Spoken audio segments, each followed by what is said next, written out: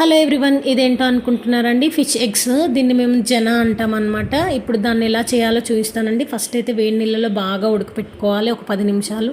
తర్వాత ఇప్పుడు ఫ్రై చేసుకోవాలండి. కొంచెం ఆయిల్ వేసుకొని కొన్ని వెల్లుల్లి రెబ్బలు, తర్వాత ఆనియన్, ఒక పెద్ద సైజ్ ఆనియన్ కట్ చేసుకొని వేసుకోవాలి.